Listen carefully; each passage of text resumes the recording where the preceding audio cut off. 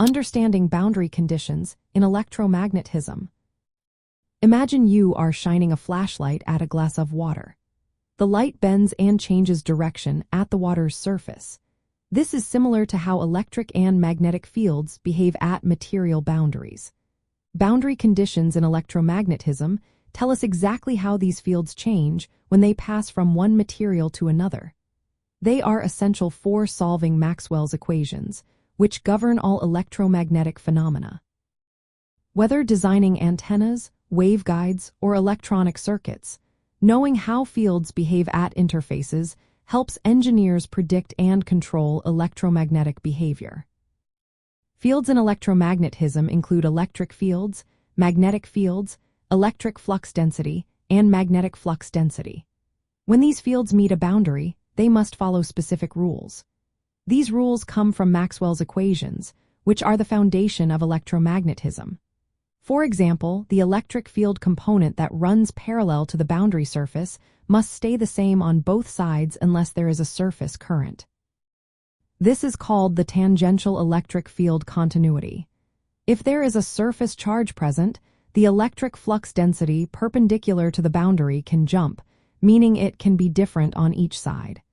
The difference in electric flux density equals the surface charge density.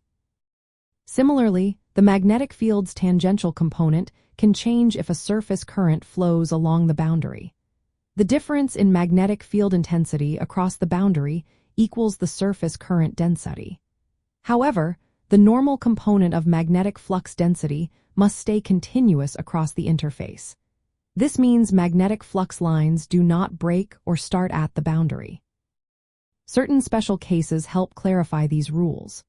For example, at a perfect electric conductor boundary, the tangential electric field must be zero because the conductor blocks electric fields. Magnetic fields tend to run parallel to the surface in this case.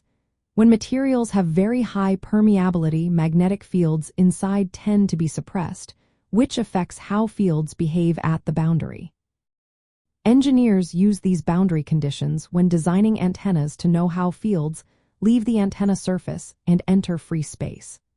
They also relying on them in waveguide analysis to determine how electromagnetic waves propagate within confined structures.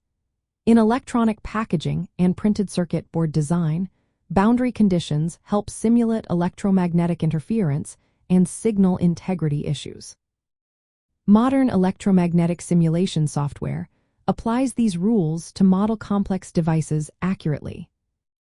In summary, boundary conditions in electromagnetism ensure that electric and magnetic fields follow physical laws at interfaces. They help engineers predict how fields behave in real-world devices, making it possible to design better, more efficient systems.